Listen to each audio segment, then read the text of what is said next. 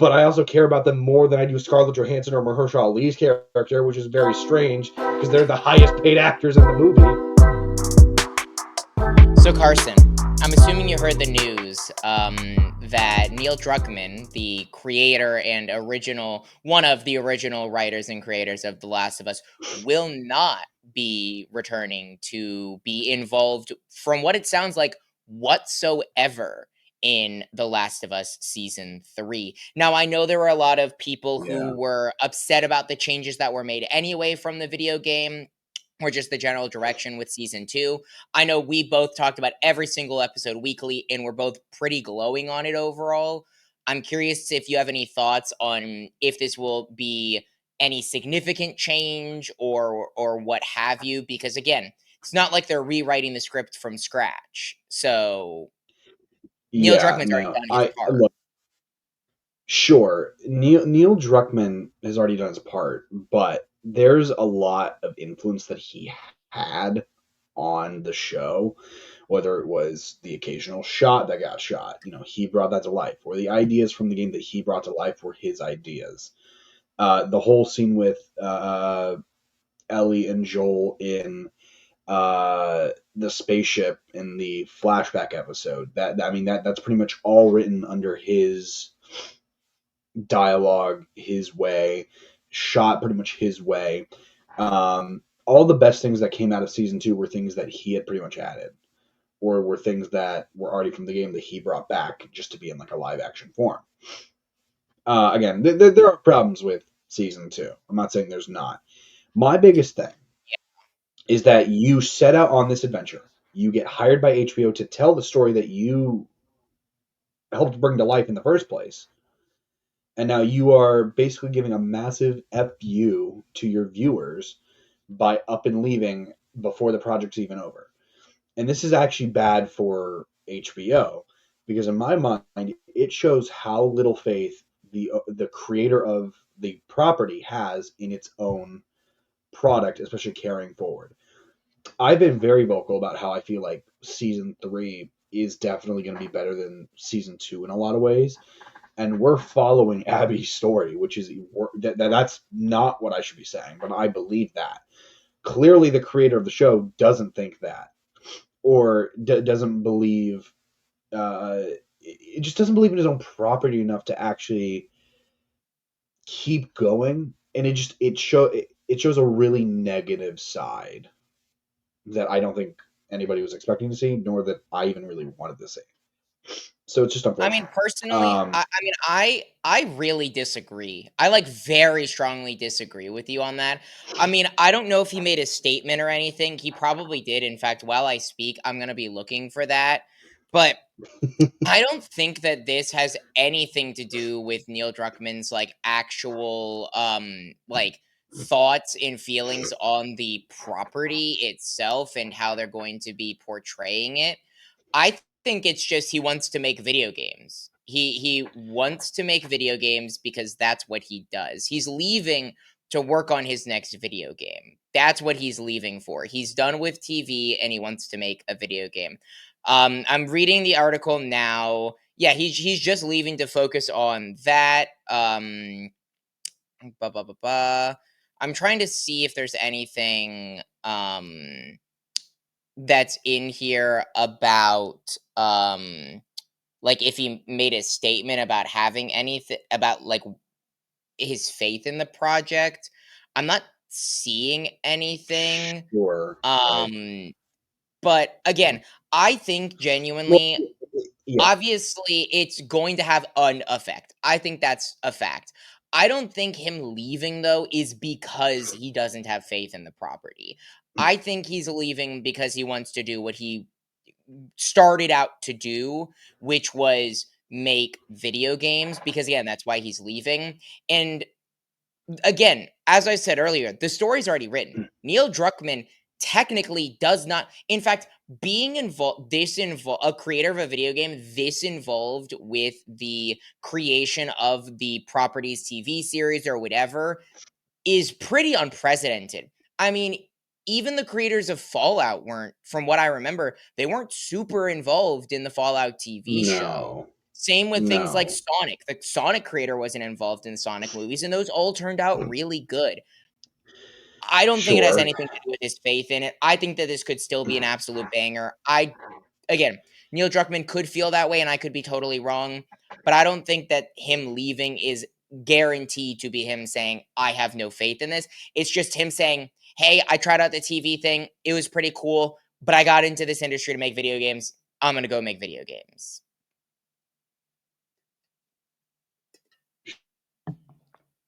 So, yeah, do with that what you will. Well, look, you could very well be right. I'm not going to say that you're not. I'm not disagreeing with your viewpoint. I wasn't fully saying like, oh, he left because of creative problems. He very well could have left just because he wanted to make video games. That still leaves a lingering problem in my mind because I don't trust HBO to just run with the property and do it justice. The reason I say that is because they've done that before with a little show I like to call Game of Thrones. They had a book series. They went with the book series. George R. R. Martin was actually very involved with the entire process. They had the books, and then after season 5, when they stopped running out of things to adapt, George gave tidbits of, here's what you have. Here's what you have, and then they finished the story that way. They have the rest of the game. They could do it, but I also don't trust HBO to add or change anything, especially based on how season 2 went, to not add or change anything that will blow the entire series out of the water in a very negative way. Druckmann was the I guess subtle anchor in all of it, and now with him leaving, there is a chance that things could get completely blown out of proportion in just in a negative viewpoint. That's the best way to say it. I'm not. I don't fully know what to believe about it. I don't even really fully know how to feel about it. I'm leaning towards the idea of I don't really like it because of that reason. Um, and the difference between something like this and Fallout's different. Fallout has a fan base and it has a story, but the difference between something like this and Sonic is Sonic. Yeah, it has a story in its games, but those games are far back into I don't know. I'm going to get it wrong. The 80s. I don't know. Maybe even further than that. Sonic has been around forever, but I guarantee you, unless you are a hardcore fan, which I don't know how it's possible, I guarantee you that the majority of the people would agree and say that Last of Us is not only a stronger story, but just a stronger video game than Sonic any day. And it is also a lot harder Yeah, to because adapt Last of Sonic Us has over Sonic. story. Yeah, Sonic has story, but it's not a story-based. I mean, there are definitely story-based Sonic games. That is very true because Sonic is not just a 2D racer like some people might think it is. But you're right, it is very different. I was just giving that comparison in the sense of having a creator involved does not necessarily guarantee success, nor does it guarantee its downfall if you don't have it. Sure. Um, Right. but Right. Well, we do I don't know. typically yeah, we typically only have one topic for these cold opens, but there was another thing that I wanted to talk about that unfortunately we can't talk too much about because a certain someone hasn't seen it. But I am going to talk about it in the sense of what it means, and what that is the Odyssey trailer. Um, Yeah. Christopher Nolan is making the Odyssey. It has a absolutely stacked cast. And the trailer dropped only in theaters. In fact, it was the last trailer that was played before the Jurassic World movie was released, and I'm assuming is going to be the last trailer that plays for a lot of big movies that comes up. And you literally cannot find a leak online that I saw. Like, I was searching to see if Carson could see it because Carson didn't watch this movie in theaters. Do with that information what you will. But we I'm not going to talk about the contents of the trailer because we can't really have a back and forth on that.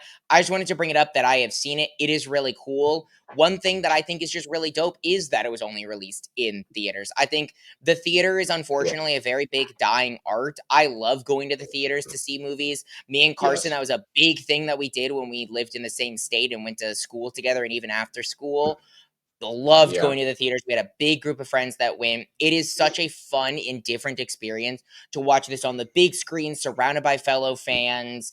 and surround sound and IMAX or whatever. Like, Yeah. I saw Jurassic World in Dolby, packed theater in Dolby. You don't God, get that that same looks so experience good.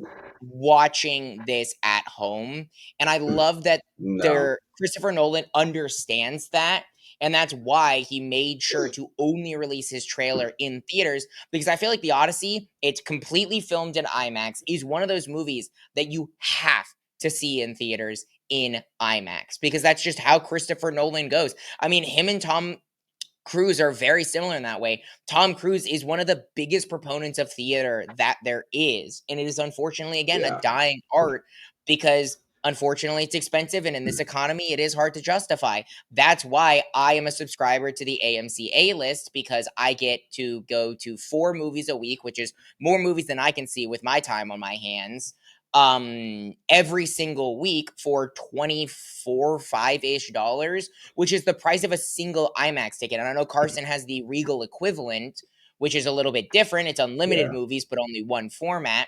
And that is a great way to encourage more people to go to theaters. And I talked about on last week's episode that this podcast has gotten me to see movies that I'd never see before because I have AMC A list. And I think that if we ever get a sponsorship, I'd love to be sponsored by something like I, AMC A I list. I was about to say, way to plug AMC. Yeah, You know. well, because I just genuinely, because that's the one that I have, but I just genuinely Sure. think that services like that, if you think that going to the theater is too expensive, but you wanna go see movies, sign up for one of these things, because I wanna save the theater. I don't want a movie to only be in theaters for 3, 4 weeks, because that's what it's come to. Even big blockbuster movies are Sure. in theaters for 3, 4 weeks. And by week 2, week 3, you have 2 opportunities to see this movie in theaters. They'll have like a Saturday showing at 10 p.m. and like one other like they dwindle them down so quickly unless it's the biggest blockbuster in the world and shooting up in Right. success. I'm actually curious. I just want to pull up. I want to see. Let's see. What's a film that came out recently? I just want to look at F1. Stitch No, 2 is actually, now the highest grossing yeah. movie of the year, by the way. I don't, or not Stitch 2. Lilo and Stitch live action surpassed the Minecraft movie. It's close to $1 billion. Which I hate. So I for hate for that because it reference, gives credence to the shitty live actions. for reference, F1, which came out a little over a week and a half, close to 2 weeks. I think it was like It's 3 there. weeks ago. I think at this point it was about 3 weeks ago. 2 to 3. Well, no, because that was last week's Maybe episode and it's only been a week. So yeah, about 2 weeks ago. about 2 weeks ago. Has one showing at the closest Regal to me. Has a few more like the higher end Regals, but they're starting to dwindle down on those, and that just came out for reference. And that's my movie of the year so far. Yeah. And I know Well, Carson, it's okay. up there for him Here's a as better one. well. How to Train Your Dragon has one showing at every single theater in my area. Fantastic. Again, it's whatever, And but that movie did um, banger. That movie did blockbuster in theaters. It grossed a lot of money, which is I, good. I, It's I good that these movies are doing well, but sure. they're in theaters for 2 weeks and then they're gone. I do want to talk about quickly about Nolan and the trailer, mostly about how he learned his mistake from Oppenheimer, in which he also released a trailer and said he was releasing a trailers in theaters attached to a movie. And he learned his mistake by the trailer actually having something in it. you know, I remember the Oppenheimer trailer coming out in theaters, and all it was a bunch of fiery like ashes and explosions that were just subtly going off. Oh, Uh, I remember and then it that. had the I remember the that. Oppenheimer and the release date. That was it. Granted, it was a year out, maybe even like a year Mhm. and This is like this a is couple a year months, out. This is not coming out until late next year. I think it's like October, December of next year. which is still good that yeah, but he clearly learned his mistake from the Oppenheimer trailer. Because I Well, no, guarantee you because some people again, got pissed off about that. yeah, because you haven't seen this trailer yet. It's a minute and a half. You see all the main cast. You get ideas of where the story is. I mean, the Odyssey is one of the most famous stories in the universe. Like, of course, like how can you not know the Right. story? At least the general story of Odysseus and things like that. If you're listening to Epic the Yeah. musical at all, you know the story of the Odyssey. Love Epic the musical. Right. But yeah, Epic. Shout out Epic. Yeah, that is one of my most anticipated movies. I mean, it is probably my most anticipated movie that we know is coming out next year, other than maybe the Avengers It's movie, which is Doomsday. I would say it's that or it's Avengers, and I still would say it's Odyssey. I the moment they announced that, especially coming off the hype that Oppenheimer had, I lost Mm. it. I thought that was a genius idea. I think Oh yeah. that uh, if there's any director working today who I have faith in to pull it off, it's Nolan. Nolan has an almost perfect track record, and I say almost because his movies are never bad, but they may not be everybody's cup of tea. Hot take: I Mhm. really don't like Tenet. I acknowledge it for what it is, and I acknowledge why people like it. I just personally don't. I think it's on the weaker side of Yeah. Nolan's films. That being said, it's still really well put together. It's there. Odyssey, I feel like Odyssey has the potential of being Nolan's best, and I think that that's where the hype comes from. This is because of the type of story that he's telling. It really could be his best if he pulls it off right, which is See, my very hard only to say. thought, and we have a lot of stuff to talk about, so I'm just gonna give this, and then we can move on to the meat and potatoes of this episode. Um, the Odyssey is a large story. It is a very long, very large story. I Right. don't know if we're gonna get an Odyssey 2. I don't know if he's gonna try and compact this into one story. If he does do this in one movie, like tell the entire story of the Odyssey in one movie, I'm gonna be totally honest with you. I want this to be a 4.5 hour movie with an intermission of 15 minutes. Oh That yeah, used to like the yeah, intermissions in movies used to be a thing, not 4.5 hour movies. I want this to be a movie that I take half a day and go see in theaters and enjoy the absolute hell out of. Unless you're making an sure. Odyssey 2, which even still, to be totally honest with you, I'd still be totally down. Unfortunately, that is not going to happen because that just does not do well. People are not going to go see Right. that movie. If they hear it's a people had a problem with Avengers Endgame was about 3 hours long, and that pushed a lot of people's boundaries. It was amazing, but again, I'm talking 4.5, 5 hours with a 15-minute intermission. That's not going to happen because if you're going to do that, you might as well just turn it into 2.5 hour or hour and a 2 hour movies or whatever. There. So funny enough, Ricky Gervais back in 2019, and you know this bit because we watched this bit in high school at our lunch table. I remember this because I had watched the Golden Globes that year, and Ricky Gervais was hosting, and he made a whole joke to Quentin Tarantino. Specifically, it was to Scorsese, but it was about The Irishman. Do you Yes, remember because The that was Irishman what, when like that four came out? hours. Yes, It's yeah. about a 4 hour movie. I think it might either just be a little under or it is just over 4 hours. I love The Irishman. I think it's great. That being said, he heavily criticized that movie for being long and whatnot. Uh, he made a joke about Once Upon a Time in Hollywood, saying, "Oh yeah, that also was equally as long." DiCaprio attended the premiere, and by the end of it, his date was too old for him, or whatever. Yeah. I don't know. It's. I just remember hearing that, and people just don't have the stomach for long movie experiences. The No. Godfather Part Two is close to a 3.5 hour long movie, if not longer. It has an intermission in it, like even on the DVD, which I've watched multiple times, has the intermission within it. It's like 10 seconds long. You pause it, intermission, Mhm. go do what you're gonna do, but it's in there. I've seen it, and I just feel like people have lost the want or drive to watch long movies in theaters. Now, Yeah. again, I understand the idea of it. If it's 6 hours long, it's a lot. I get it. Yeah, That being that's said, literally half a day. but I still say that's what you sign up for. That's the type of movie you sign up for. If it's 6 hours long, you know what you're getting into. Don't complain about it. Just don't watch it. Like I'm sorry, that's what I Yeah. have to tell people now. If it's that long and you can't handle it, don't watch it. Which is also again part of the problem we run into nowadays is people just stream everything because they can stop one day, come back to it another, pick it up and keep going. Actually, my parents I think did that with The Irishman, but granted that also came out on Netflix the same time as released in theaters. So I don't know.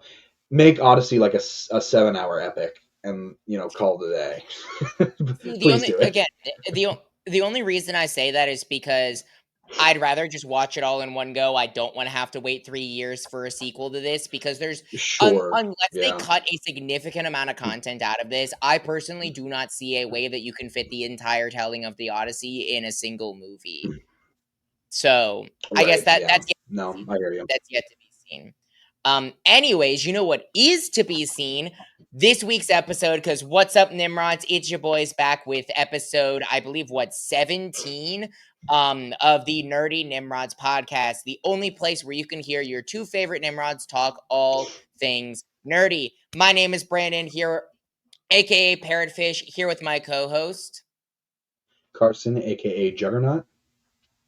And this week's episode, we have two things to talk about as we typically do. One of those being the last three episodes of Ironheart, and the other one being Jurassic World Rebirth. But before we get into that, Carson, I know you've had a busy week. I know I've had a busy week. Are you still alive? No, 4th of July, I think, kicked both our asses, and now we're Yeah. barely hanging in here. Yeah, so a little bit Uh, of a fourth wall break. We are recording this on a Monday at like 9 p.m.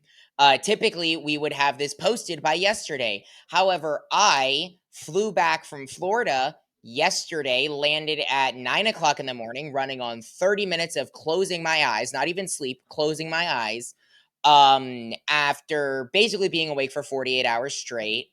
And when I got back, I had to watch this movie, watch the 4 episodes of Ironheart, which are 3 episodes of Ironheart, which I did on the plane. I had to do my laundry and a bunch of other things, and I did not have time to record. Neither did Carson because we were both very busy. So we aren't missing this week, but it is going up a day late, unfortunately.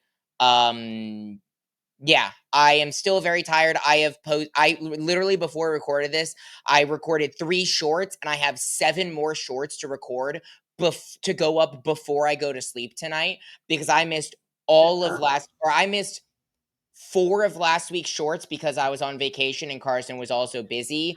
And all of the summer anime decided to release on the 4th of July week when I was trying to take a break and didn't want to work.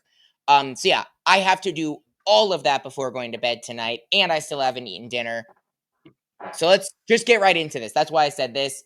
Um, we saw the last 3 episodes of Ironheart. Carson, if you want to go ahead and kick this off with your thoughts, just surface level, before we get into this. sure. I've had more time to marinate on this since my 3-minute short. Like, I recorded that 3-minute short pretty much immediately following, like, Mhm. finishing the episodes. And so I feel like I have more time having, like, sat in it. My thoughts haven't changed. However, I don't feel as high on the show as I thought I did.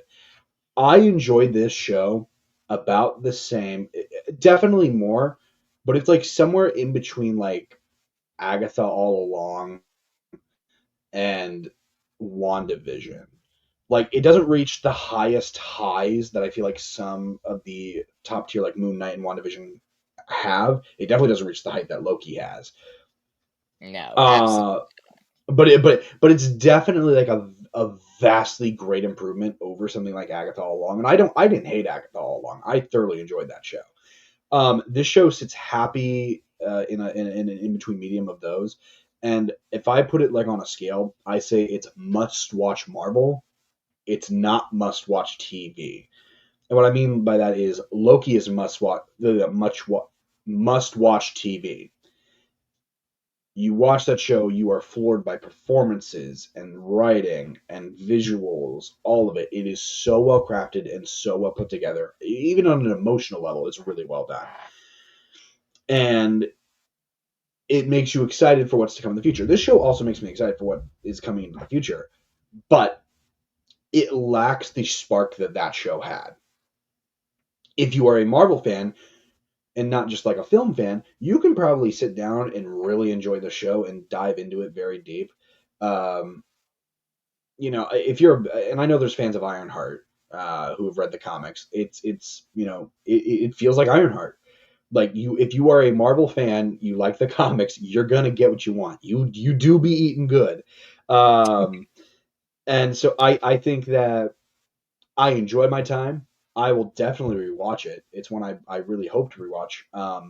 And I also feel like this show specifically, and this is a positive, is a vastly different show than anything Marvel has ever tried to do, but I didn't realize it until the very end.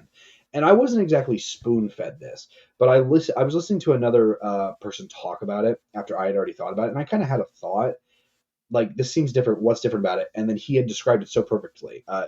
Credit to Sean Chandler for this, but he described the entire show of Ironheart as it's not just another origin story. It's not a superhero story. It's not a overcoming anything. It is the tragedy of Riri Williams. And honestly, for the whole entire show, it's not even just her. It is the tragedy of everybody who's in this show. Ezekiel has his own tragedy, doesn't want to become his father, and every day he's becoming more and more like his father. You get to Parker, the tragedy that he makes a deal with Mephisto is a tragedy. Riri's entire arc, you want her to overcome her trauma. You want her to overcome everything that she's fighting right now. And at the end of the show, you see that in a certain and again, we don't know. We could get a season 2 and they could rewrite this, but you see that she doesn't, and she in some form has made a deal with Mephisto, thus pushing forward the entire arc that she's been on, the entire journey that she's been on to overcome something has been nothing but a tragedy. And I think that there's something so ballsy about that I find so genius about the show. And it's part of the reason why I feel like this show is elevated in a completely different way. It is storming outside my house. Bring on the I thunder, I can guess. Uh, I hear. bring on the thunder, I guess. But why don't you go ahead and give your quick thoughts? Those are pretty much my quick thoughts. Before I do that, I did forget. Carson already spoiled something, so I'll go ahead and give our obligatory spoiler warning. If you have not watched Ironheart or Jurassic World Rebirth, we don't do non-spoiler reviews on this podcast. We talk about all things spoiler, all things the show. We do give our initial thoughts and then dive deeper, but even those initial thoughts contain spoilers, like Carson's just did. So hopefully we didn't spoil that for you and you already had the 2 cents to watch this before listening to our review. But if not, we apologize. And just note, going forward, we are going to dive into everything related to Jurassic World Rebirth and Ironheart. If you have not watched them, skip, come back, watch this episode. Anyways, I don't want to just sit here and echo everything that Carson said, but one thing that I do think was very interesting that I fully agree with you on is this episode or this show as a whole, no one had a happy ending. There was no happy endings in this show at all. Ezekiel's life got screwed over. Hood life got screwed over. Riri made a deal with the devil, literally. No one had a happy ending at the end of these 6 episodes, and that is so ballsy of Marvel. Like I genuinely thinking back, like I cannot believe that they did that. Because even in Yeah. Loki, characters had happy endings. Mobius had a happy ending. Loki might not have had the happiest of endings, but other characters did. In this show, Right. no one had a happy ending. Again, we will get a season 2 or the follow up with these characters later on, unless Marvel decides not to go back to them like they have with other things, unfortunately. But it is kind of crazy to see where they went. I do think that this show is your ranking. I kind of agree with. I think it is up there with, like, I have Agatha pretty high, and I'd put this up there with Agatha. I don't think it's the best of Phase 5, but it is very much far from the worst thing that Marvel has ever produced. I think that this show I think this show suffers from bad start syndrome. It gets better every episode and better in a drastic way. I think this show, I call it a great show if they would have redone those first 2 episodes a little bit. I think those first Yeah. 2 episodes are still pretty weak. They do a pretty bad job of setting up what is to come. But I think overall, what they built to was really interesting, had some really good moments in it. And again, no one walked away happy. For a season 1 ending, no one walked away happy. And I don't know. I love Riri. I love her character. I think she is really well written. I think that getting Mephisto in the MCU like this makes a lot of sense given what they did with the character of Death. I Sure. cannot believe, and I don't know if this is spoiled beforehand.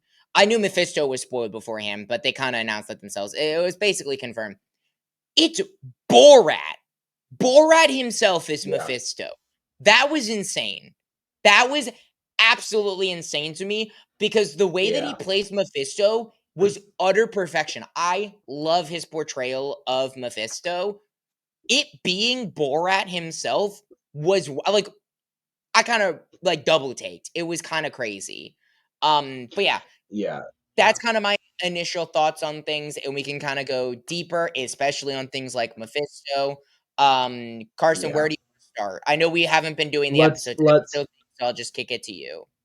let's start with the good, and I think the big positive that we kind of were predicting, and that our supreme leader Coy Jandro, the only credible source in this podcast, also predicted, which is that each episode did get better and better and better.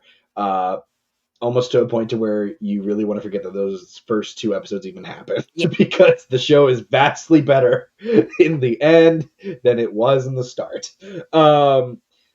But that's definitely a positive. Because you already talked about him at the start. Sacha Baron Cohen steals every scene that he is in, and he has been rumored to play this character for, I think, at least since they filmed the show back in like 2022. So mhm. he's been rumored to play this for years. Now we have like an actual confirmation because the show finally released. Yeah, because he was all Um, green. and the things that I love, first off, Sacha Baron Cohen is a English actor.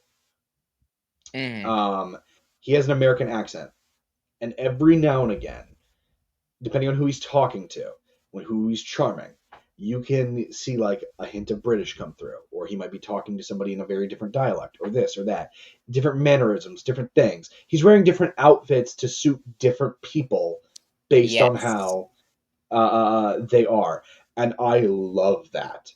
I think that was a genius choice. I don't know if that was Marvel's or if that was Cohen himself. I loved every second of that, and also Sasha looks like he's having so much fun doing this role too. Um, I don't recall him I mean, playing he gets much to of a play the villain outside devil of of Marvel.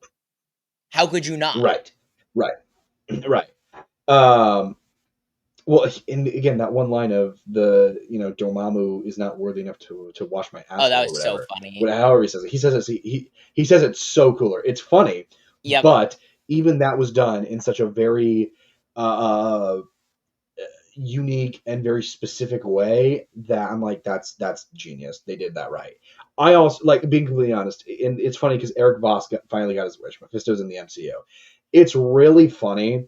Out of all the shows ever, I never would have expected Mephisto to drop in Ironheart. I never would have expected that. Um, until the hood, until honestly, basically until like episode 3, I'm like, oh, okay, so they really are going there.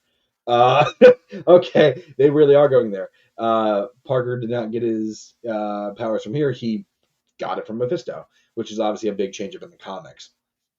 Um, but Sacha Baron Cohen, again, look, he just steals every scene he's in, and he has such a unique flavor of going about it and doing things.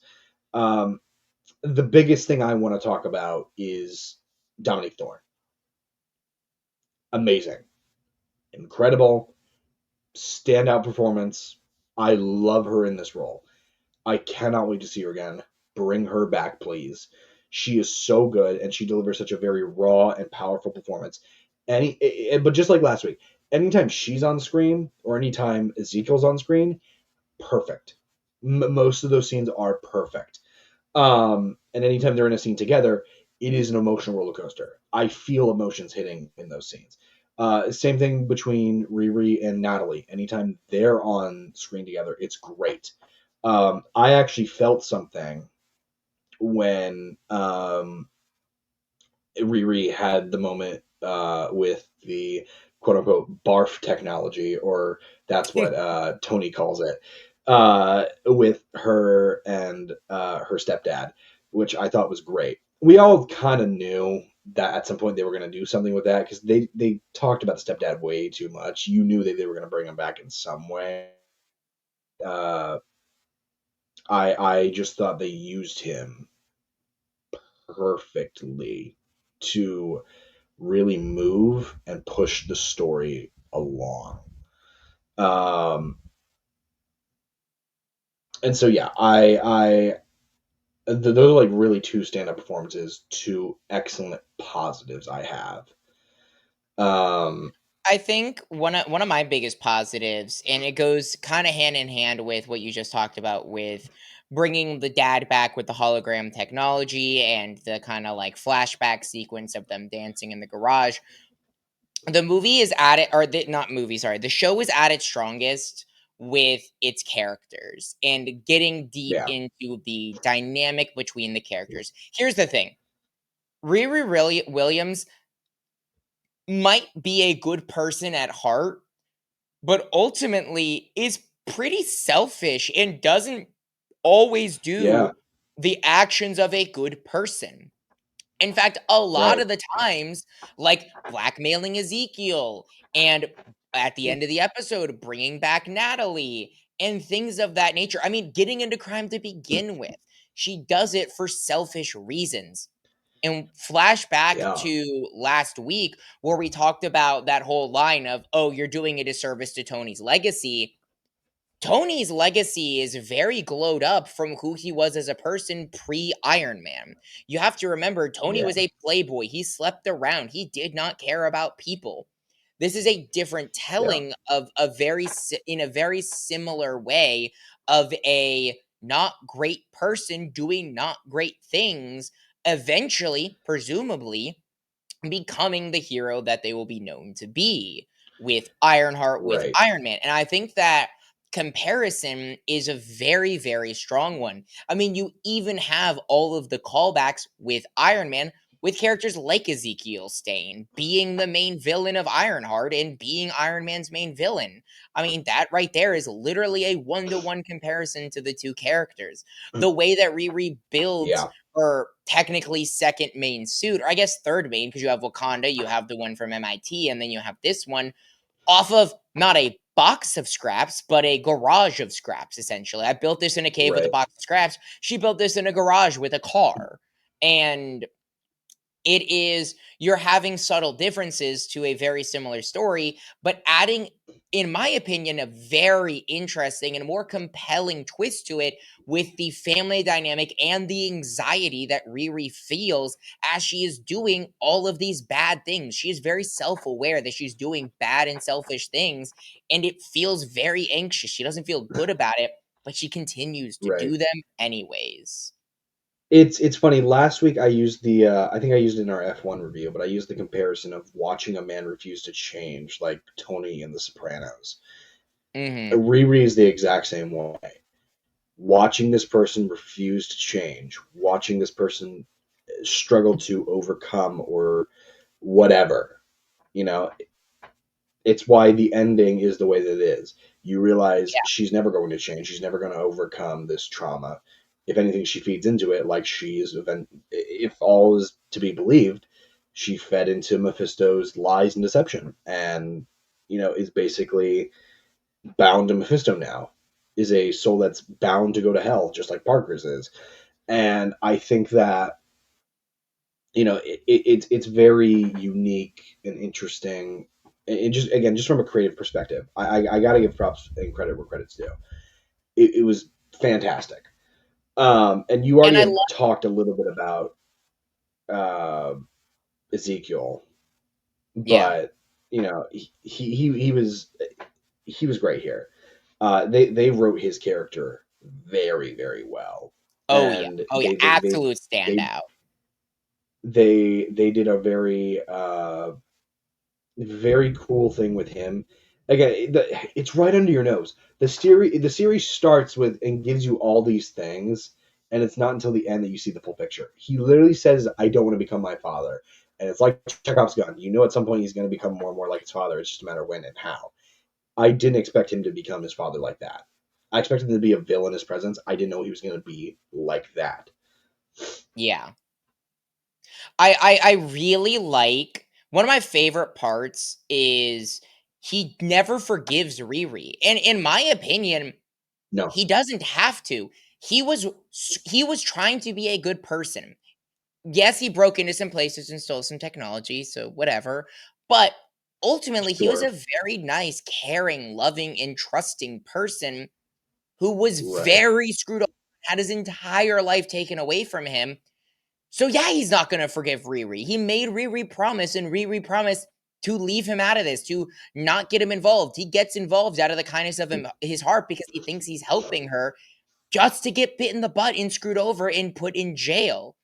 And no wonder he takes Yeah. a deal with the hood, because what else is he supposed to do? He's angry. His life's ruined anyway, so why not try? But he only does that to get revenge on Riri, and when he has that opportunity, he shows that he still is a nice, caring person and lets Riri go and puts his own life out on the line by lying to the hood. And I love that Yeah. scene, by the way, where he lies, and then you think, because you see that one of the other people, like, overhears this from the crew, and you have that little moment where you actually start to care a little bit about the crew just before they kicked out of the show and you never see them again, of Yeah. them standing up and being like, "No, he's telling the truth," and boldening his story because they're mad that he killed Rampage in the last Sure. episode. And they just tried to do the same thing for Riri because he killed his cousin, because she supposedly killed his cousin. But this whole situation calls into question if he's actually good. And we see he's not. He is just doing this for selfish reasons. He's just doing this Right. to get back at his dad, to make himself something because his dad didn't love him, which is a generic Yeah. story. Yeah, dad doesn't love me, become villain, but I still enjoyed it for what it was. I do think it was one Yeah. of the weaker surprises, I guess, because it was a whole surprise of like, oh, the first house we saw him break into with his cousin was his dad's house. I didn't feel all that much shock with that. Like, I felt like they were trying to go with a big twist, especially the way it was revealed. I didn't feel shocked. I felt like, oh, cool. That's the way they're going with it. I'm not saying I have a I better idea in yeah. mind. I mentioned last week I didn't really like what they were doing with Parker beyond the mystery of how he became the Hood, and that was really good. But everything else they did with him, and this isn't, I don't even think Anthony Ramos's fault. He just was on the weaker side, just being written. Like they had the ideas, and the ideas are there. I'm okay with the generic story, but they just played out the generic story. They didn't add any flair to it. They just let it be what it was. Um, and I did mention in my 3 minute short, I do feel better about the Hood this time around. I found him to be a lot more menacing, a lot more terrifying, Yes. um, which that's really good.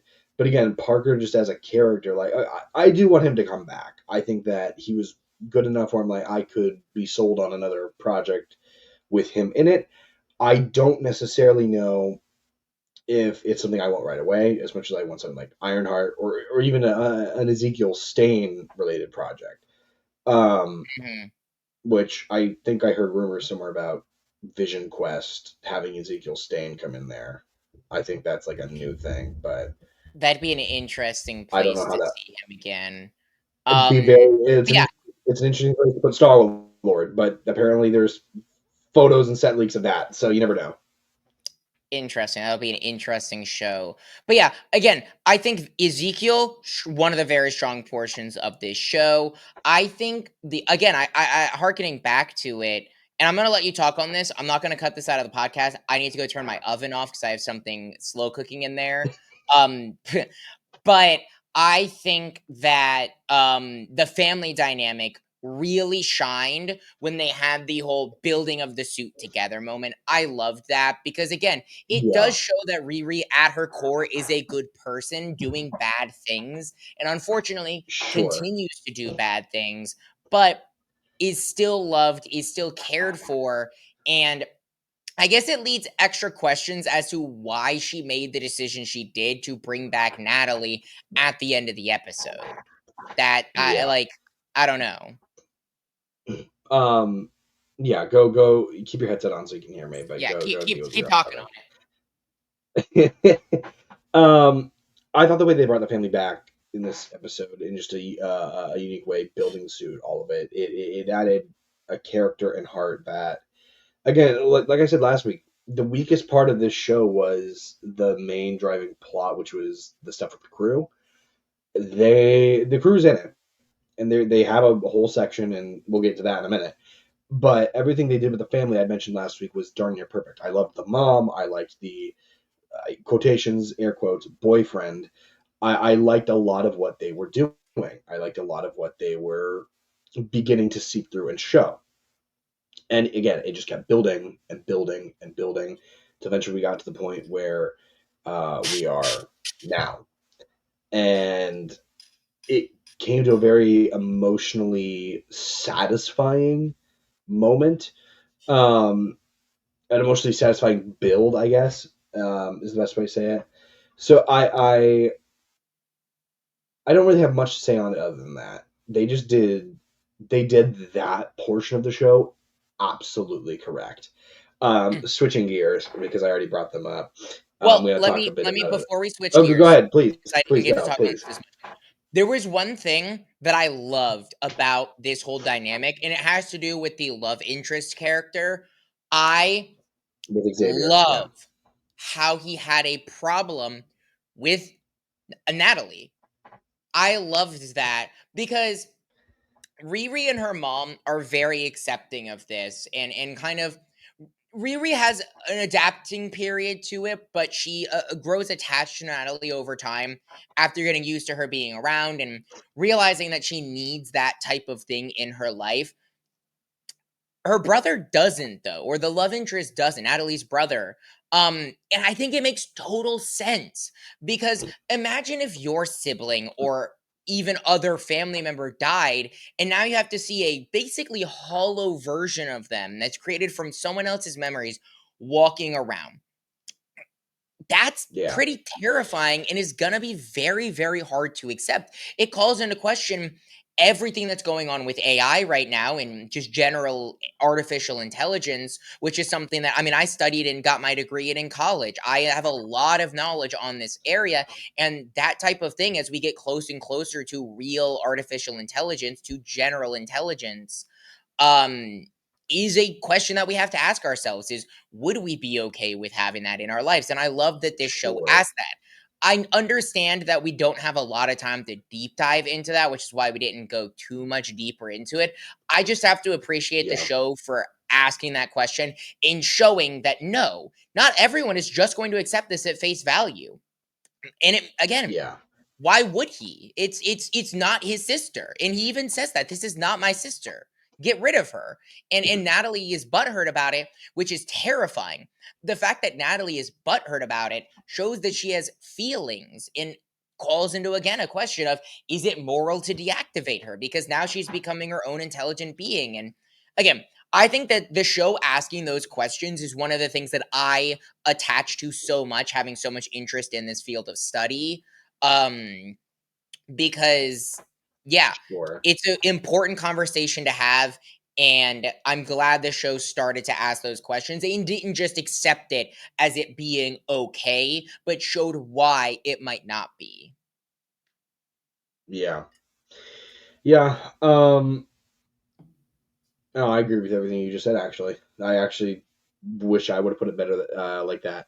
Uh, I'm gonna move to a quick negative, and this is really my only negative outside of like the generics. Like oh, some of the writing was pretty out there. It was pretty questionable. This, that, some CGI. It's standard generic complaints you could have. This is the only one that I really have, and it's the same one I had last week.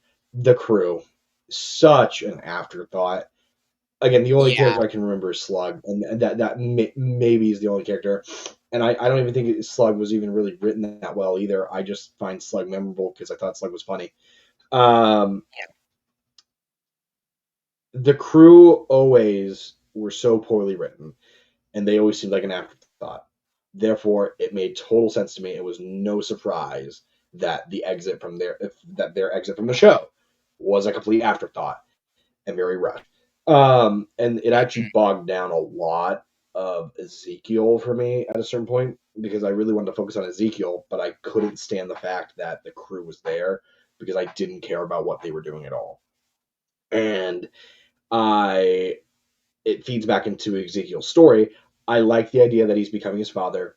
I wish we had more time to build upon that. Give this show maybe a few more episodes, is something to build upon it. I just felt like it was too rushed to a point. It made sense, but it all happened so quickly. I had a harder time focusing on it and feeling about it, the kind of the same way that you wanted to feel like and her family and this and that. Um, all of that.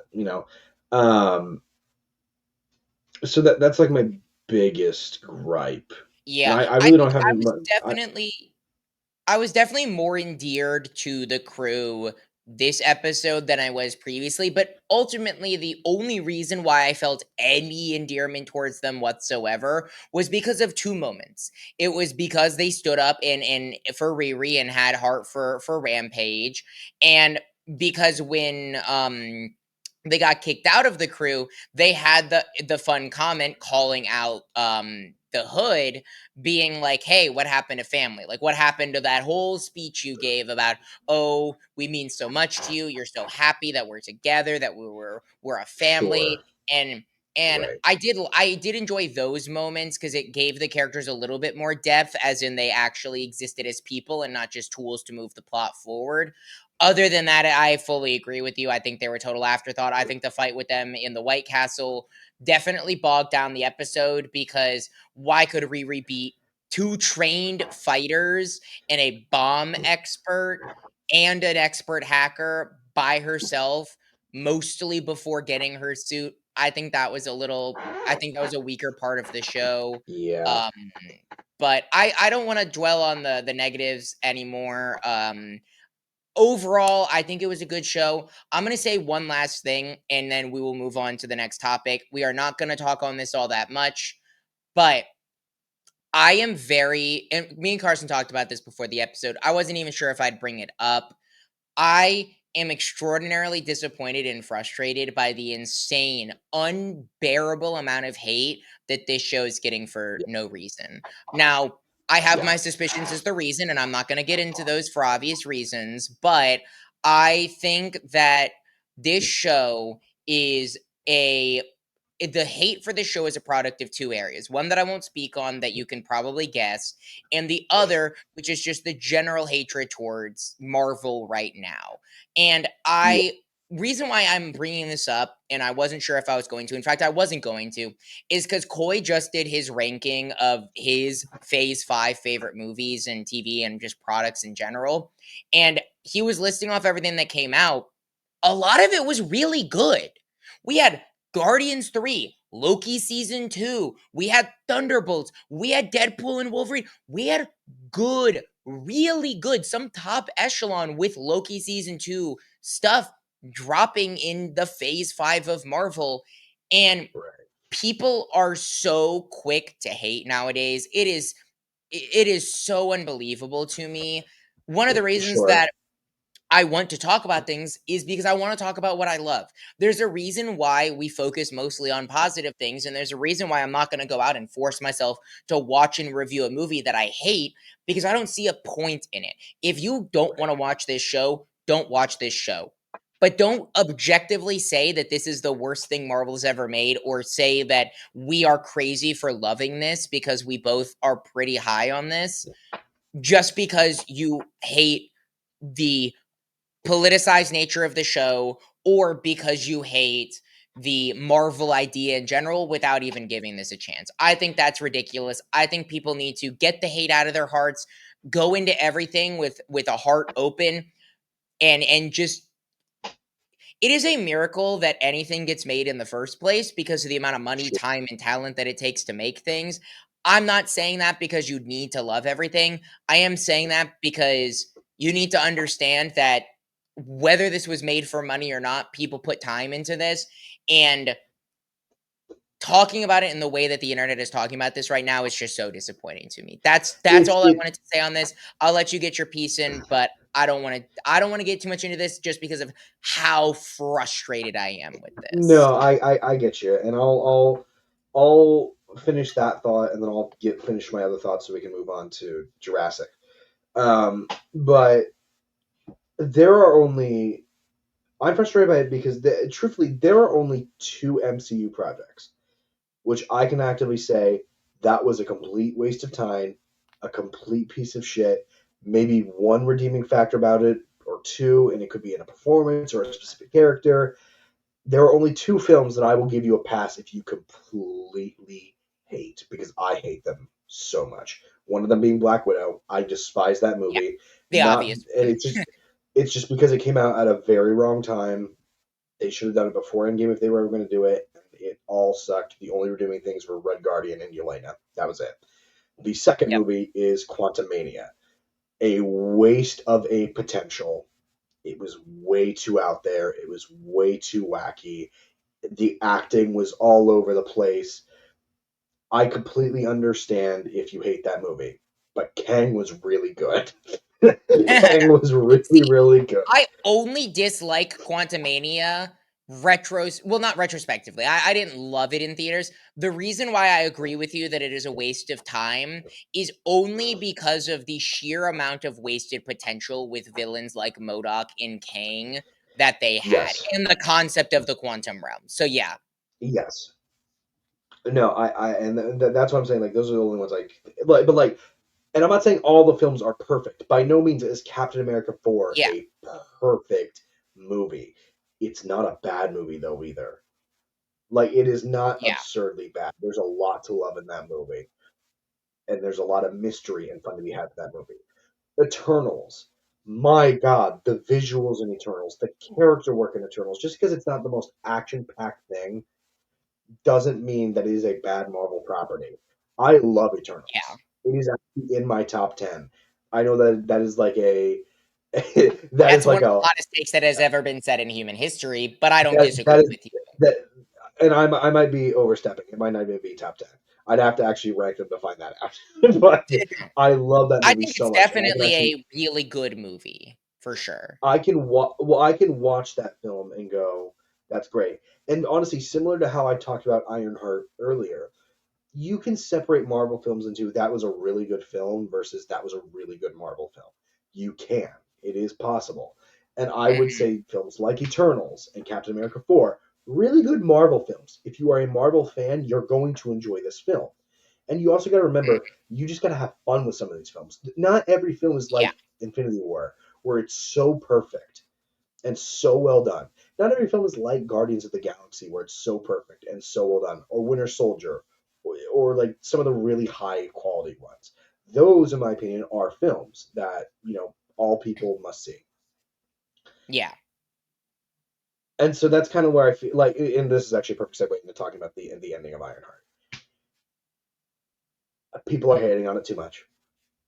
hmm, Again, one reason specifically, which we won't get into because I don't feel like getting into it because it's not really my place to get into it. And second being, people are just hating on Marvel for needless reasons. This is one of those needless reasons, and I don't know why. yep, The show itself is very fun. It's a different type of show. Riri Williams is a phenomenally written character. Ezekiel Stain is a phenomenally written character. Parker's mystery was at least fun. The introduction of Mephisto was really good. And the overarching story or tragedy of Riri Williams and all the characters surrounding her was told very, very, uh, very uniquely. I keep using that word a lot this review. yeah, It was done very uniquely. And I appreciate it for what it was. I'm going to definitely watch it again, um, especially with people who haven't seen it because I just want to see what their thoughts are. Um, It is not a bad show. It is very good. Just stop hating needlessly. That's the way I look at it. yeah. I will say to wrap up my thoughts on this before we get into our Jurassic World Rebirth review, and that is just I you talked about this being a unique show, and it very much is. The only other Marvel property that I can think of that even comes close to the type of unhappy ending storytelling, and I guess it is very, very close to this, is Infinity War, with it ending with the snap and everyone Mm. disappearing. Now, the only thing I will say on that is we knew that they would come back. We knew that they would return in Endgame. That was very obvious. It's not like, oh my god, it's a ballsy way to end a movie, that's for sure. But we knew that they would come back in one way or another. I do not know where Ironheart's story is going to go. I genuinely don't. Right. And I love that about it. That is what I think is leaning into that uniqueness of, I hope that this show gets a season 2, not that we continue Ironheart in another show because I don't think that's going to give her the time it needs. I hope and pray that people have it in their hearts to stop hating on us enough so that they can justify greenlighting a season 2, because I want to see these characters again, specifically Riri and Mephisto and the family of Ironheart. I mean, again, flashback to Miss Marvel, another TV show that's really, really good with a fantastic family dynamic. I would put these pretty on par, honestly, in enjoyment and in general like storytelling. And I really, really hope that they don't do what they did with Miss Marvel in terms of having her story continue in the Marvels to Ironheart, and we actually give Ironheart a season 2 or her own movie or something of that nature, so that I get to see these Sure. characters again, this dynamic again, and get a wrap up to what has been a very intriguing story. And so, yeah, that's where I'll leave my thoughts. Do with that what you will. Again, hate on us all you want. I already saw the comments on the YouTube short. People were not happy. They thought we were rage baiting for enjoying this. Again, if you don't like this, I want to make this clear before I move on. If you do not like this, and it is because you just genuinely have something against the show, not because you overhate on Marvel, not because of the other the second recent politics, um, okay. I'm not saying you have to love everything. I'm not saying you need to love this. That is not at all what we are saying. I want to make that very, very clear. I think Carson can agree with me. We are not saying you need to love everything Marvel makes. We're not saying you need to love this. We're just saying, please don't unnecessarily hate on this, because I have a sneaking suspicion that a lot of people that are hating on this might not have even finished the show. That's all I'm going to Yeah. say. Don't do that, Yeah. please. Because I personally, as a deep Marvel fan and a fan of this show, want a season 2. But let's move on to an example of what happens when you continue a story and maybe don't hit the highs that you used to hit, with our next review of Jurassic World Rebirth. Now, I saw this movie in theaters. Carson watched this movie on his phone while taking a dump. So we had two very different experiences watching this movie, but we both have seen this movie. I'm going to go ahead and get started with my general thoughts. I am going to be totally honest. I have not seen the last Jurassic World movie. I'm very glad that this movie does not really have much to do with that, because I was kind of afraid that I was going to miss some things. It doesn't. It pretty much is its own self-contained story, which I appreciate. It does obviously have elements from the Jurassic World universe with the escape of the dinosaurs and them being incorporated more into the world. Um but I overall enjoyed this movie. I would never rewatch this movie. I would not go to see this even for free in theaters again. But I think for what it was and the time I had in theaters, I got with some of the jump scares. I laughed at some of the jokes. I found some of the moments cute and endearing. There was an interesting, and since we're talking about spoilers, I'll just say what it is. The family being so involved, I did not see them at all in trailers. Now, granted, I saw like maybe one trailer for this movie, like the main trailer and nothing else, but I did not know that there was going to be a huge element of this story being the family with kid and boyfriend and things like that. I did not know that this was, so when we cut to that, it actually kind of threw me off. I was so confused why so abruptly all of a sudden we cut to this family on a boat. I did not know where that was going whatsoever. I did enjoy, I actually loved, my favorite parts of this movie were the family, personally, a lot of it. But the way that they introduced them for me, not knowing that they were going to be in this movie, really threw me off. Um, Again, I think it had an okay story to it. I am kind of disappointed that I predicted every single death in this movie without fail. I think the only one that they tried to do an interesting twist with was the boat captain, where he actually didn't die. Was not super insanely surprised by that, especially for how much they built him up. I think if he would have died, he would have been the only death I actually would have cared about. I was actually thinking that in theaters. I was like, oh wow, like I'm not surprised by this, but like this is the only death I kind of cared about, and he was the only character that felt like a valid death. Oh, they brought him back. Okay, cool. Um, so that didn't hit hard for me in the movie. I'll get more into this when we get into the thing. But what the hell has happened to modern green screens? Because oh my god, were they bad in this movie? Holy shit! Yeah, Here's the thing: it's even more disappointing because the general dinosaurs and environments in this movie look fantastic. They're all fake, other than maybe some B-roll shots of actual islands, but they look fantastic. Anytime you see a human in a green screen, it looks horrible. it What looks what like. happened? What did So they do to green screens nowadays? What happened? let I me don't know. let me say this because I have a very love-hate relationship with the Jurassic Park movies. I actually just this is personal, but me and my friends, we get together every year. We do a movie marathon. We just pick a random franchise. We just watch like 3 films, maybe more, depending on what it is. Like one year we did Star Wars, and we actually did the prequels and the sequels, 2 separate days. One year we did Pirates of the Caribbean. One year we did Spider-Man. We tried to do Cars. We didn't even make it through the halfway through the second movie before everybody decided to give up. Uh, but the point is, we try, and we just did Jurassic Park this year.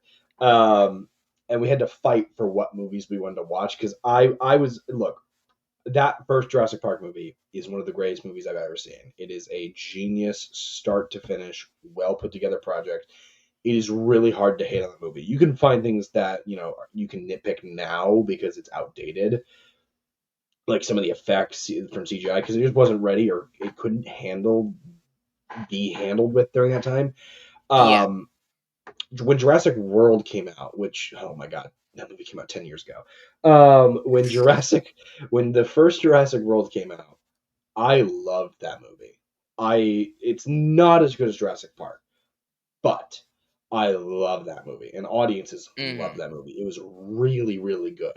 They did something very right with that film.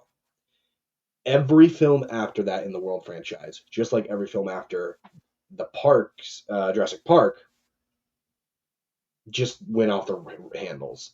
It went off the face of the map. They were so bad. Lost World was a film that I had actually only seen a couple times, and we rewatched it during this movie marathon, and I hated it. People were like, "We got to watch Jurassic Park 3. It's so much better." I remember Jurassic Park 3. I remember hating Jurassic Park 3. I didn't remember hating Lost World. I walked out of the Lost World going, I was bored out of my mind. At least if I watched Jurassic Park 3, I could have a raptor talking to a human saying, Alan, Yeah, in an Alan, airplane. Alan. Yeah. At least I could have had the Spinosaurus, which I'm not saying Jurassic Park 3 is better. I'm never going to watch it again to find out. But Hmm. um, both those films are bad. Jurassic World Fallen Kingdom, Jurassic World Dominion, both bad in their own ways. Jurassic Fallen Kingdom, better than Dominion. Dominion is but worst film I've ever seen. Worst of the franchise, bad. Rebirth, I don't think is completely awful. I'm not going to watch it again. There's no reason I'm going to ever want to watch it again like I would the original Jurassic World or obviously Jurassic Park. But there is something special about this film. They try to do something slightly different. I like the idea that it's new mutated types of dinosaurs. I like that they're going after these things because it can cure diseases. This that it's very interesting. Everybody has a logical reason for wanting to go to this island, and it makes sense to go to this island. That being said, the only good character in this film, and you're gonna have to pull up character names just because I'm not gonna remember them. Jonathan Bailey, who played the nerd, fantastic. Like he was so damn good. And I was shocked because Jonathan Bailey, I know you don't know who he is, played Fiyero in Wicked, and I'd never watched Bridgerton, but he I know plays, I Jonathan think, Bailey. At least that name sounds insanely familiar. he plays the leading man on Bridgerton. I'm pretty sure. Again, I've never watched Bridgerton. I never want to, but he plays a very masculine, very stoic man. And VR is kind of, a little let loose and whatnot. It's a musical, so the leading man is not very stoic, or he's not like Stoic from How to Train Your Dragon, if you know what I mean. He's a lot more musically Mhm. and let loose for a leading man, but he has a very vastly different performance here. And I was not expecting that from him. He was endearing. I cared about his character. I cared about the reason for him being there. He had a lot of heart to the character. I could watch a whole movie dedicated to that. I actually described to one of my friends, he's kind of like a rolled up combination of Ian Malcolm and Alan Grant, like both rolled into one character. He's got the nerdiness of Alan Mhm. Grant, but he's got the charmingness of Ian Malcolm, and I just love that. Um, he's the only good character in this film. The family is good, but they are so unnecessary, and they drag down the plot to a needless point. I'm not saying that I didn't come to like them a little bit. Like, they were written very well. Other than Jonathan Bailey, they were the best written characters. Unfortunately, they are in a film where they are so very clearly the B plot, and things with them kind of just happen. The boat finds them. They happen to stumble upon their shipwreckage because of a SOS call. They get separated, and then they happen to all find their way back to each other. So stupid. One of the biggest moments with the family where I was like, "That's stupid. Why is that even a thing?" Was the T Rex is lying on its back. First off, the T Rex. This is a mutated island with mutated dinosaurs. Why the frick is there a T Rex here? Where did the T Rex You come have from? to in Jurassic Park, you have to have a T-Rex scene. It is just a mandatory thing. Whatever. I have my own complaint about that scene anyway. But specifically, the start of that scene, he's lying on his back, and the camera like blocks for like 2 seconds. I think the girl looks away, or no, something zooms past on like It's no, what happens is the raft inflate he's laying there, the raft yes. inflates, blocks the T-Rex. T-Rex is no longer there. Turns out he goes to go drink water, notices the family, and, then starts chasing them. I actually enjoyed No, that but set piece. no. It's not the set piece. It's the idea of how it starts. That T Rex cannot just go from lying on his back to walking over to get water without being heard, Yeah, without it's a like standing up. You would big dinosaur. like it's also very quick too. It's like inflate down. Like it's not like inflate, wait a few seconds, then drop, which at least it's still not believable, but I guess it's more believable than what they did. I was like, that's stupid. Just why? There is no point to doing that. It's very pointless. The whole raft scene, I have a bit of a problem with because it's kind of shoehorned in there, like you said, because you have to have the T Rex in Jurassic World or Jurassic Park. It's just shoehorned in there to have a T Rex action sequence. It's also in there because we haven't had an action sequence in a while. But also, why is it there? True. Because literally following after that, we get a whole pterodactyl action sequence. Like I'm gonna. My quick thoughts have kind of gone off the handles with I'm talking more negative than I probably should. But like, I'm just like, why? Why is this family here? They bog down the runtime. They don't have anything to do with the main plot or why these characters are here. So I easily don't care about them as much as that. But I also care about them more than I do Scarlett Johansson or Mahershala Ali's character, which is very strange because they're the highest paid actors in the movie. It's very strange, some of the choices they make in this film. Um, but again, not all of it's bad. Jonathan Bailey, the family, they're very well written. I like all those characters. Again, Jonathan Bailey, I really like specifically. Very different from anything he's ever done. Um, let's quickly just talk about the basic plot of this film. It works. I think Yeah, it works. it is a interesting plot. I think one of my biggest problems, though, and again, I did not see the last Jurassic World movie, so I don't know if this plays a factor whatsoever. I think one thing that they set up, though, or at least talked about at the start of this movie that I think would have been a very much it would have been a very interesting to see what they could have done with that plot, and that is how the dinosaurs are not able to live in the current climate of the world and are slowly dying off and are only at these islands on the equator because they just can't live in the way current society is. Do they talk about that in the last Jurassic Sure. World movie at all? Is that a plot point? So funny, no, but funny enough, this is story time with Carson about the third movie. The second movie in the world franchise set up the idea that, okay, dinosaurs now live among us. They now live among the people. How do humans, adapt to that? Dominion does nothing with it. You jump to some random plot about going and getting this raptor from these people. What happened to the idea that we now live in a Jurassic world where dinosaurs are literally everywhere? And this movie kind of does the same thing, where it just skips over a lot of really cool things. Where I'm like, wait, go back. I kind of want to see that. The whole Yeah. opening Well, title scroll, which by the rewind and way, rewrite this movie. yeah, it's the whole opening title scroll. And speaking of that, why did it look like it was made on an iPhone by somebody who just like went black background? Let me type some words in. Here you go. Like, Star Wars has a really cool opening title sprawl, and it's because, hey, oh man, we got space in the background and the words are going up. It's moving. Like, they actually took time to make this. It looks like somebody went in on iMovie Maker and went, I didn't have time to put the things in there, and people aren't going to understand where we're at. Let's just dump all this information on them here. I don't know.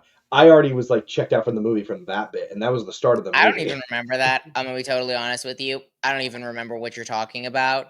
But going back to the plot, I do agree. I found the plot interesting. How these dinosaurs have these specific things in their blood. These specific dinosaurs that can help cure heart disease. Heart disease is the deadliest thing in the world, hands down. I Yeah, think the statistic that they use in the movie is real, that roughly 1 in 5 people will die of heart disease. It is a sure. it is a terrifying number. And even if it's inflated for the movie, it is still a very high number of people who die from heart disease every single year. Sure. So I really like the Yeah. idea of, oh, this pharmaceutical company wants to go and make a cure. I also really like the whole idea of the scientists being very anti giving this cure over to the pharmaceutical company, and Scarlett Johansson's character kind of having the moral question of, do I want the money or do I want the cure to be open source? And obviously they choose the open source because they're going to choose the good one if there's a bad and good option. But I really do like that that was Right. a dialogue in the movie. I really like that that's what the mission that they were sent on. I do wish that we would have like also had a movie that had the other elements of, oh, people aren't interested in dinosaurs anymore. Oh, this museum's going out of business because people are just so used Right. to dinosaurs, which to me makes total sense. I mean, think about it. If you had like, I don't know, any other museum or any other zoo. Zoos are popular, but they're not the biggest thing in the world. We don't have a million of them. We don't have all these things because people have seen the animals. I think it is very Right. interesting to think about it in the sense of dinosaurs can't be everything anymore because people have been so inundated so heavily for so long with dinosaurs. I thought it was very Sure. interesting and very valid. Um, No, yeah. I think that the like putting together of a ragtag group, very generic, very. I think and again, this is how you can predict who's going to die in this movie. You only care about 3 characters in this entire movie. You care about Scarlett Johansson's character, other than the family, sorry, from this group. You care about Scarlett Johansson's Sure. character, somewhat. You care about the scientist the most, and you care about the boat Yeah. driver. Everyone else is Yeah. disposable, including the head scientist guy, who is just a comically evil, greedy villain. He is the Yeah. most comically evil. You have the whole scene where he lets the daughter fall into the water, things like that. Comically evil, comically greedy, just wants money.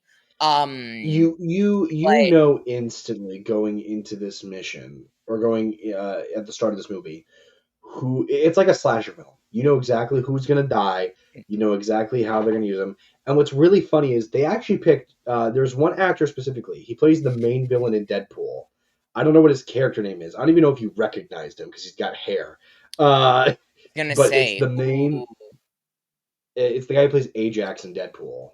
He's like the first person to die on the boat because he tries to shoot something and he just dies or whatever.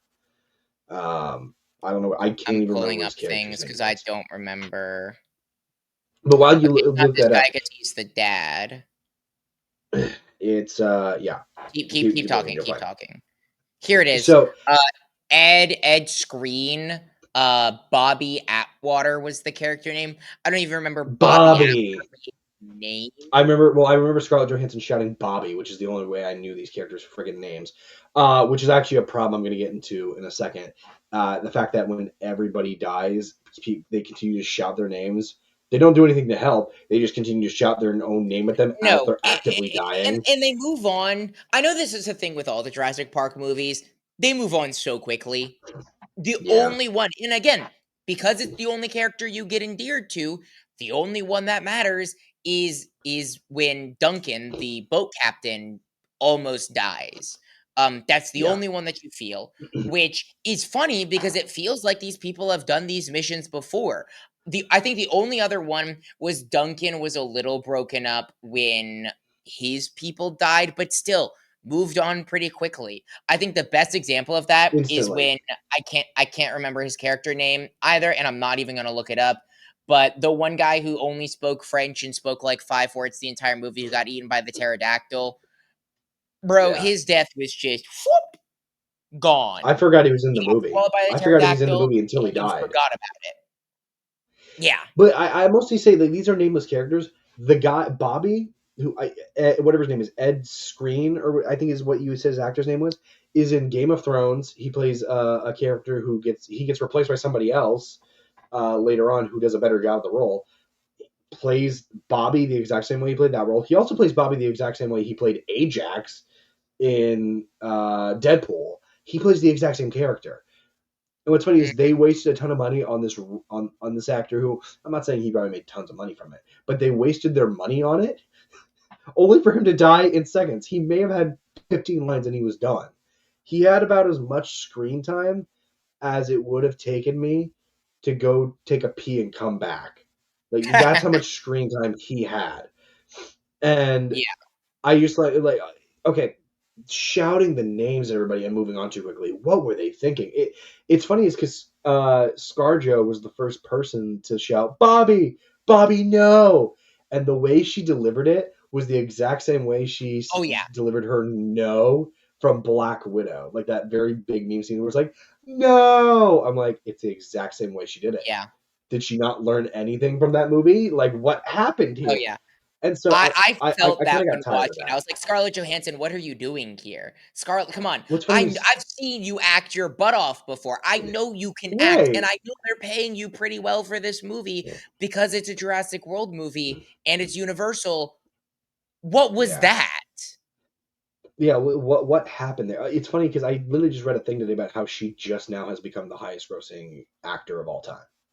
Like she's beat out The Yeah. Rock, she's beat out Mhm. all these people. She's the Yep. highest Which is grossing actor crazy. now.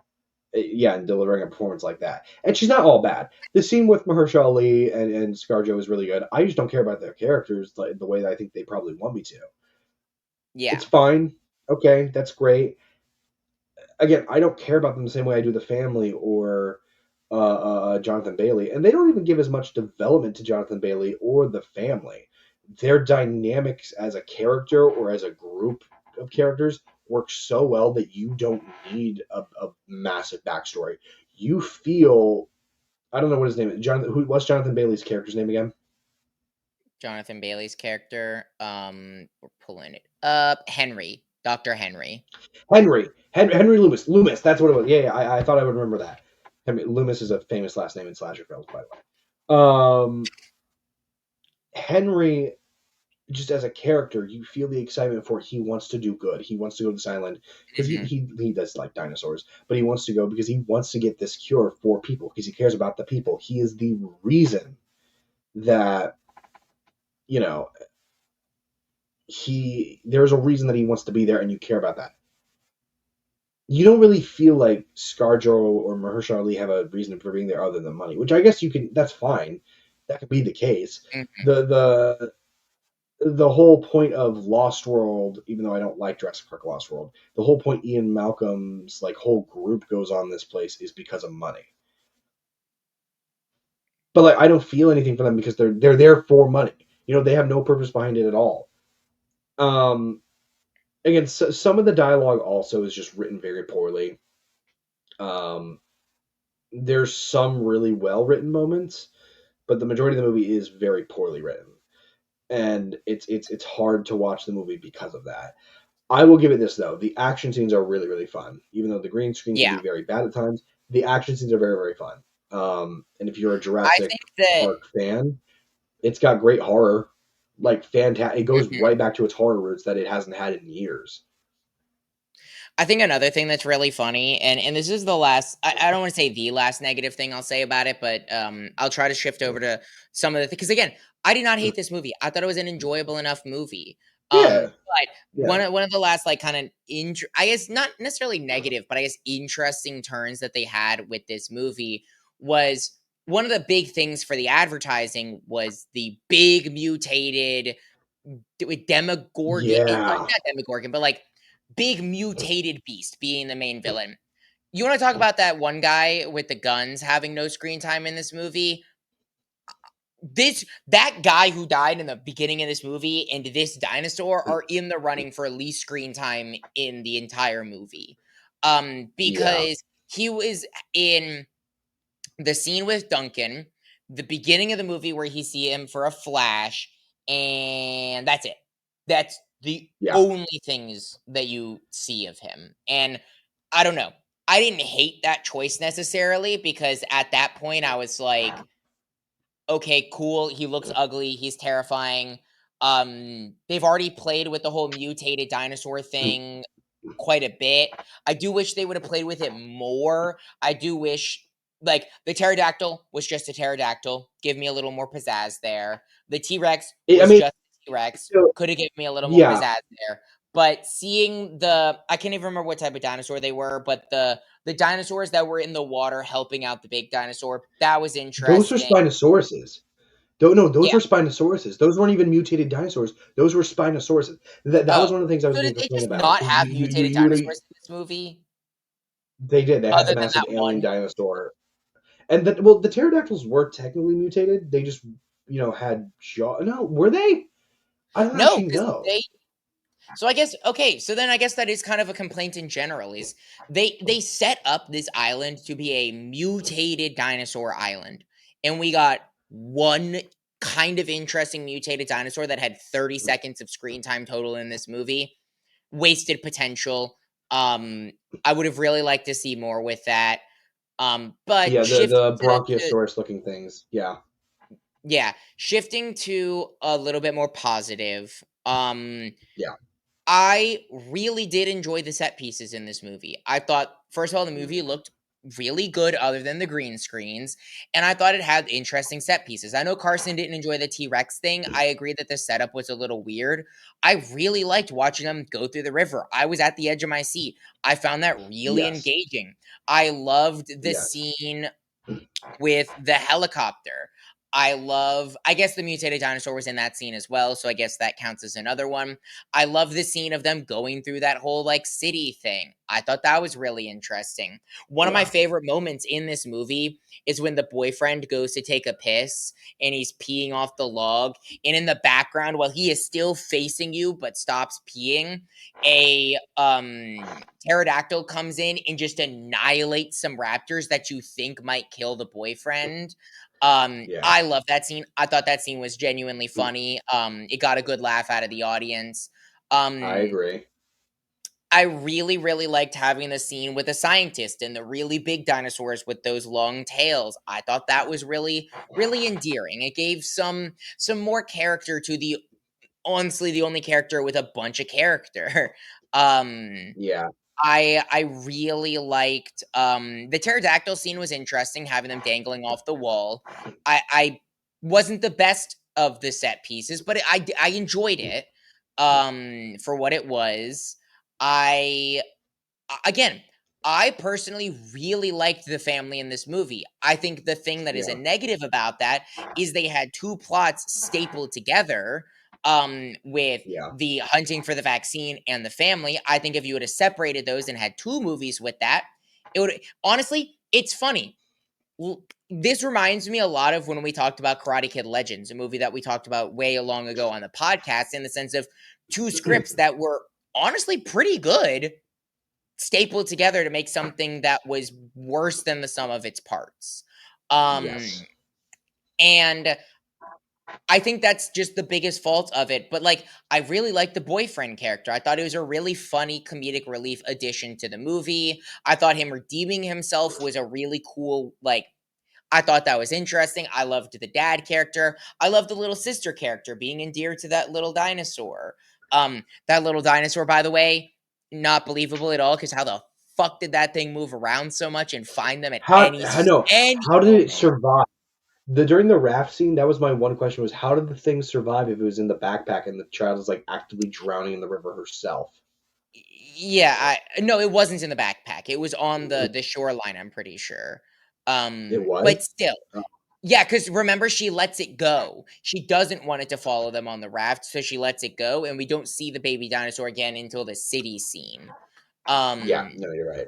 but I really liked the family. I thought that that was very interesting. I thought that the way they introduced it was terrible because it was a huge jump cut and tonal shift for the movie. You did not know Yes. where it was going, but I think once you got there, it gave a lot of it gave the most endearing moments with his dad who just wanted to sail around with his daughters, who happened to bring their boyfriend along, who's kind of a jackass, but eventually ends up redeeming himself. Again, they're not reinventing the wheel with it, but I thought it was I felt endeared to the characters. I thought it was pretty cool.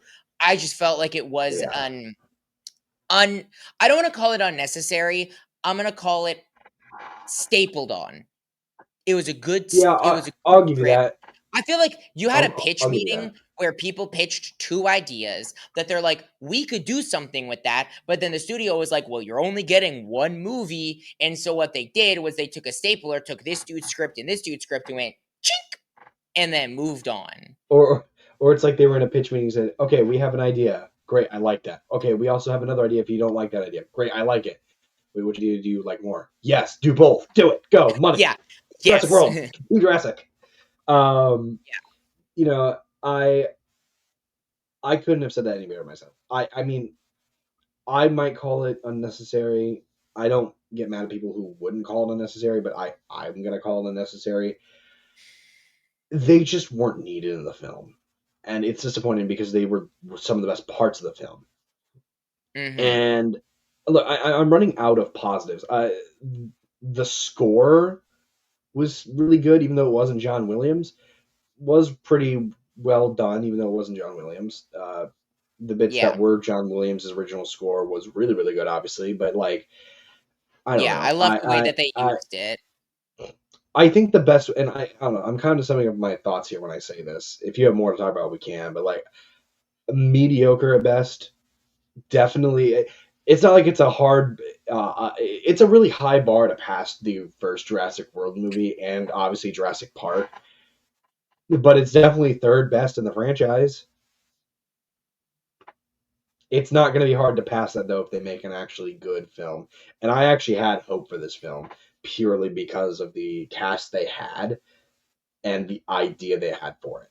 Unfortunately, they really did nothing with that idea, and then and with that idea, they also didn't tell us that they also had this whole other idea that they're kind of shoehorning in there to expand the Yeah. runtime. Um, so it just kind of fell flat. I'm never gonna watch it again. I didn't completely hate it. There were moments that I enjoyed. It had some laughter. Um, Visuals were good. Score, I don't know. Try. Better luck next time, I guess. I don't know. Yeah, I'll sum up my thoughts here as well. I know we didn't talk on this for all that long. I think we only hit on this for like maybe 30, 45 minutes, but I think that unfortunately does kind of tell you where the movie's at. Um One thing I will say is I walked into this movie with, again, 30 minutes of closing my eyes. That was it. I walked off a plane, walked home, ate lunch, and went to see this movie after a very, very long weekend. And honestly week. So I was a little afraid that I was going to honestly sleep through this movie. It was boring. I was afraid that I was going to sleep through this movie, come to this podcast and be like, Carson, I slept through this movie. And I guess it's a compliment to say that I was engaged enough to not sleep through this movie. I I actually stayed awake. I wanted to find out what happens next. I thought the villain was comedic. I thought the villain was comedically evil. I thought he was stereotypically evil.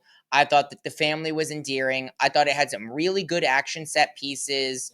I thought it looked really good, other than whatever those atrocious green screens were.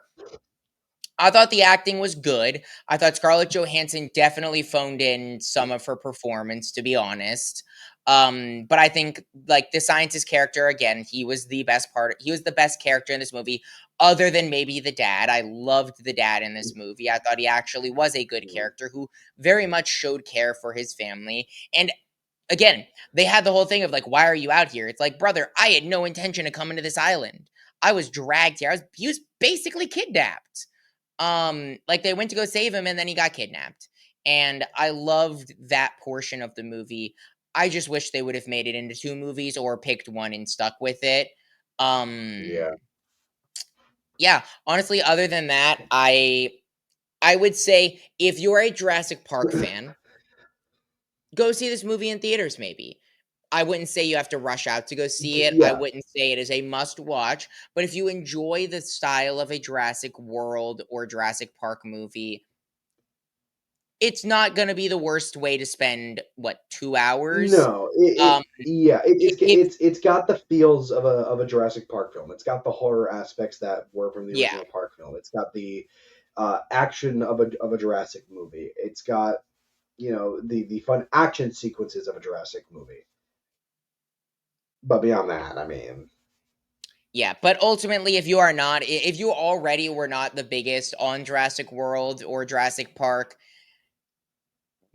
don't. It's whatever. If you wanna see this movie, see this movie. If you don't, go watch F1. That's my recommendation. Go watch F1. I'm gonna be honest with you. Or, what's the I'm better movie? actually F1. Um, since we kind of wrapped up this conversation quickly, I know you want to get to Saturday Night Brawl or Tuesday Night Brawl, Monday Night Brawl, whatever night it is. I don't remember anymore. Monday Night Raw, baby. Thank you. And I need to eat dinner that is sitting over there, getting cold. I want to say one last thing, and it is unrelated to Jurassic World, unless you have anything else you want to say Jurassic World related. Nope. Anyways, I watched one of my top 5 favorite movies this past week. Or not favorite movies of all time, but favorite movies of the year. I'd say my number 1 is still F1. I think number 2 might be Thunderbolts. Number 3 might be this movie or might be Sinners. I don't know. Um, and that would be K-pop Demon Hunters. I know Carson has not seen this movie. I texted Carson about this movie. Yes, you And did. I'm gonna tell you, Carson, I know you're not a K-pop fan. I know you're not an anime fan. Go watch this movie. Like I'm being serious with you. Go watch this movie. It Oh, is not very long. It is on Netflix. I me and my friends watched this together. We had a blast watching this movie. The music in this movie is some of the best movie music you will ever hear. I mean, it's K-pop music, but it is sure. really, really good K-pop music. Um, the storyline's good. I think some of it is a little generic, but I think the ending of this movie, and I won't spoil it for you, takes what could have been a generic story into an ending that I actually really loved the way that they ended it, because I did not think that they were going to have the balls to end it the way that they did. I think Hmm. the voice acting in this movie, phenomenal, amazing. The singing, the regular voice acting, um, this movie is gorgeous. This movie is animated by the same team that does the Spider-Verse movies and is actually the reason why we have to wait longer for Spider-Verse. And it's funny because one of my friends told me that as we went in to go see this movie in my friend's theater, because they had a projector theater in their house. And I went into this movie being like, oh my God, they paused Iron Man or paused Spider-Verse for this. This better be a banger movie. Otherwise, I'm gonna be pissed if they produce shit. And we had to wait for Spider-Man for this. And the first thing I said when Sure. this movie ended was, I can see why they paused Spider-Verse for this. I'm not saying it's better than Spider-Verse. I am saying that you should see this movie, and it is really, really, really good. I would post a short about this if it wasn't for the fact that I had so many other shorts that I need to post about other things I already made promises to post shorts about. Maybe if I have time later in the week, I will post a short about this movie, giving my full thoughts with spoilers. But I really want Carson to see this movie because, again, I think that this movie is something that you will enjoy. I have all of the songs already in a playlist. One of these songs already is breaking records and in being way bigger than just the movie. All the songs already have over 30 million to 40 million plays on Spotify. And this movie came out last week. This movie Sure. is probably it is guaranteed in my top 5 currently. Will it stay there? We'll have to see how Fantastic Four and Superman do and some of the other movies we have later on this year. But currently, easily top 5 of the year by far. I will There you go. definitely rewatch this movie. I will definitely continue to think about this movie at the end of the year, especially because those songs are going to be on repeat. We actually went kayaking on a river the day after we watched this movie. I put those songs on a speaker and we jammed out to them as we kayak down the river. That is how banger these songs are. Well, Like, I mean, look, I'll give it a try. We'll see what happens. You never know. look, again, I know you're not the biggest anime fan or K-pop fan. I don't think you need to be to enjoy this because, again, the No, but music I look. genuinely great, the action great, story great, great.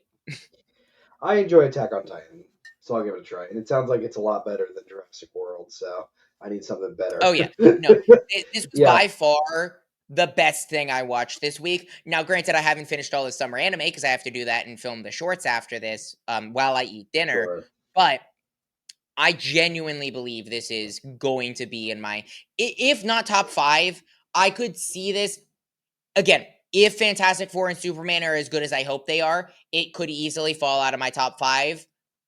But there's no way this movie is not in my top 10. The only way this movie is not in my top 10 at the end of the year, which Mm. will almost definitely be a whole episode where we talk about our top 10s of the year or top whatevers of the year, once we get to December.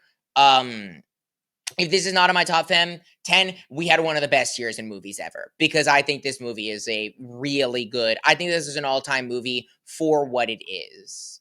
Sure, sure. Well, they failed with Jurassic World this week. Let's hope they succeed with Superman, even though we've heard a lot about the reviews that have been coming in, and I'm kind of scared I slightly. I am keeping my hopes at 0, and that's not because I'm not hoping this movie is good. That is just because that is my preferred state to walk into a movie is with, I shouldn't say hopes, I should say expectations, because if you walk into your expectations too high, you're going to be disappointed. It is easier to be Sure, disappointed. I'm walking into this movie hoping it's good, but expecting nothing so that I can either be surprised and delighted or disappointed. I have my thoughts and I'm not going to get into them now. I've talked about them before, but we are seeing that because it's Monday in 3 days. I have my tickets for yes, Thursday already booked yes, in IMAX. yeah. Seeing I it at have like mine for 9 IMAX o'clock too. at night on Thursday. Um, and I am insanely excited. I am so excited because, dude, the week after is Fantastic Four, which is insane. We get two of the, I'm hoping, best superhero movies in a while coming out a week after each other. That is crazy. Hope, hope. That's that's what we need is hope. Please Yeah. don't screw DC and don't screw over Fantastic Four again, Marvel. This is your fourth Yeah. chance. Yeah. So next week will be our Superman review. We are finished with Ironheart, so it will be just Superman. And honestly, I think that is for the best. Same with Yep. Fantastic Four. I believe, and I'll have to double check the schedule, it is just Fantastic Four the week after for the best. I think those movies.